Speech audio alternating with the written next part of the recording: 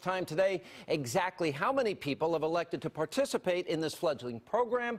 And to put it bluntly, after 3 years of mismanagement and hundreds of millions of your tax dollars wasted, the results, frankly, are just a disaster. Let's take a look at these numbers. A total of 106,000 Americans have, quote, selected health plans since the disastrous rollout began, but that does not mean 106,000 people have enrolled. Actually, far from it. Now, remember, the White House inflated this total by including those who have merely placed a plan in their online shopping cart and have yet to make a single payment. Now, what's even more laughable, of the 106,000, only about 25% actually selected their plan through the federal marketplace on the website HealthCare.gov. Ouch. Now, to put all of this into perspective, the administration expected nearly 500,000 people to have enrolled, not selected a plan, enrolled by this point. Now, just hours before this pathetic data was released, the House Oversight Committee grilled some of the government's chief technology officials about this epic, I mean epic, failure.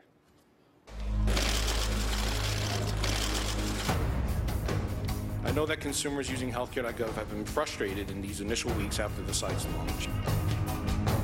We'll undoubtedly continue to discover that efforts were taken to cut corners to meet political deadlines. We underestimated the volume of users who would attempt to concurrently access the system at any one time. The biggest domestic policy program website in the history of this country ever is launched, and you didn't know about this? There are material failures in the security of the Obamacare website. The folks at the White House knew this thing had problems, evidenced by the testing that wasn't done end to end. Trying to understand what you mean by fully tested. It was tested in the court. Fully tested? Holy cow, this is like a new low. Hackers, in fact, may have already or may soon find those vulnerabilities. This to me seems to be the billion-dollar question. Why didn't you delay this? You guys knew there were going to be problems. And joining me now with more on today's hearing and to react to the administration's enrollment number announcement, the two men you just heard from, the chairman of the House Oversight Committee, Issa, Ohio Congressman Jim Jordan. All right, going on a couple of days, Mr. Chairman, what is the average American to make of what you've heard today? Why don't you surmise the worst parts of this, what you've heard in the last couple of days? Well, this is one of the greatest management breakdowns one could find. We had in front of us the chief information and technology people working for the president on this signature project, and to a person, they would not take any responsibility. And in fact, when questioned, they couldn't even name the person who was responsible for this failure to launch. And one of the individuals, Mr. Chow, implied that there wasn't a failure, that it sort of worked. Of course, he wasn't one of the 100 that got in the first day, or 240, or 6 that got in the first day, or 240 that managed to sign up by the second day. So I guess he doesn't know what failure is. Yeah. All right, let's go to some of the risk issues, because the fact that they launched this with navigators that had no criminal background check. We learned from Mr. Chow yesterday that there was a memo issued, and they found, prior to the launch of this, 2 high-risk issues, and the memo said, quote, the threat and risk potential to the system is limitless. Limitless? And he never saw this memo? How? He's the chief project manager for the Center for Medicare, Medicaid Services? Congressman Jordan, how is that possible? Well, I think what's even more scary is, Sean, someone did see it. Someone knew this system wasn't ready, and yet for political reasons, as the chairman said, they went ahead and launched it and put millions of Americans' personal information at risk. And you know why they wouldn't delay it? For political reasons. They couldn't admit that Republicans were right, that this thing needed to be delayed. This law wasn't ready. It should be delayed. Frankly, it should be repealed. They didn't. They were willing to put Americans' personal information at risk because they couldn't admit, this administration couldn't admit, that Republicans were right, and frankly, most of America is right when they don't like this law and they want it changed. You know, Congressman Issa, I actually looked. They actually, in the memo, said the risk to the system is limitless. That was in the memo that Mr. Chow, who should have seen this, didn't see. Federal guidelines actually define what high risk means, and they say the vulnerability could be expected to have severe or catastrophic adverse effects of organizational operations, assets, or individuals. Who then bypassed the people that were supposed to know these things? Do you know the answer yet?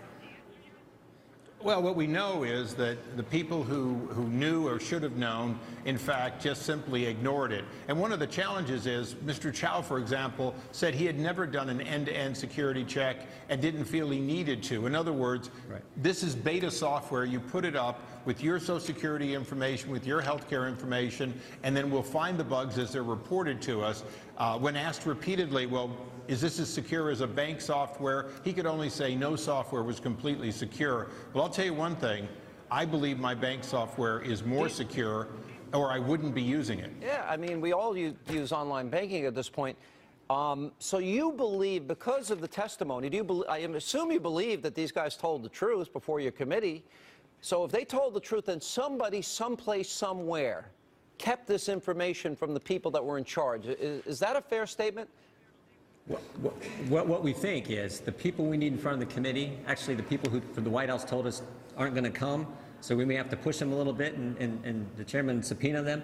But that's Nancy Ann DeParle and Jean Lambro. They're the political people at the White House who ran this entire operation. They're the ones who had the weekly meetings at the White House for how you're going to implement the Affordable Care Act.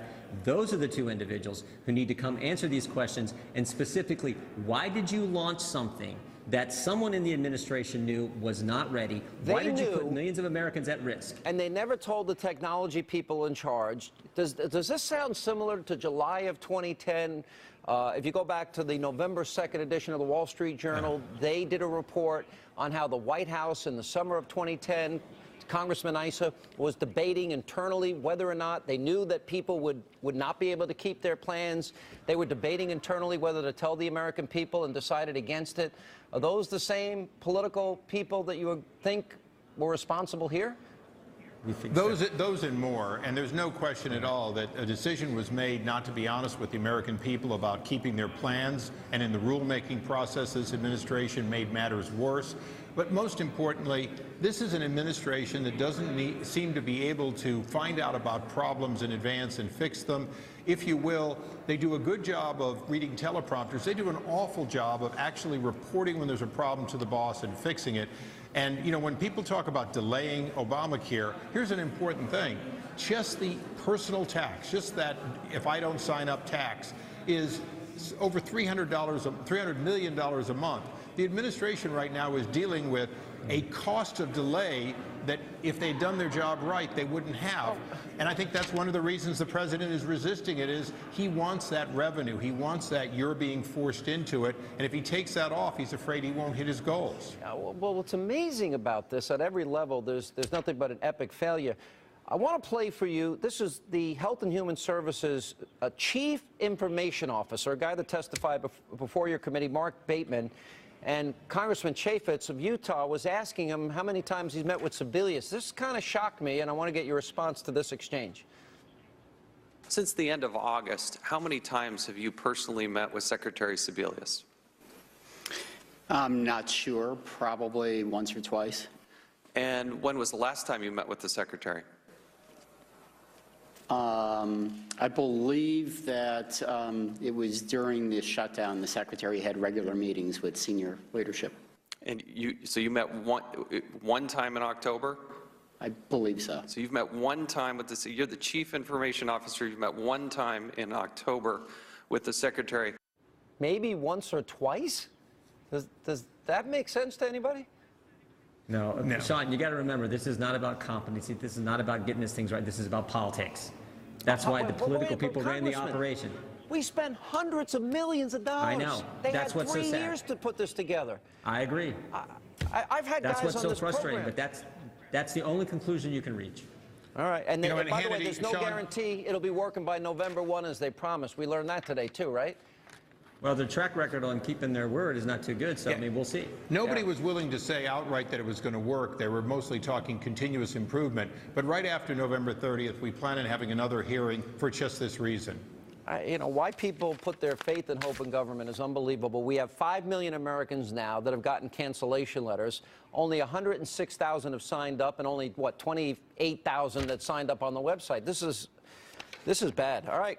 Thank you both for digging deep. We appreciate it. I think the American people need to know this. Still ahead on this busy news night, Ann Coulter will join us. Senator Rand Paul is here. Bob Beckel, Andrea Tantaros, and much more. But first, tonight.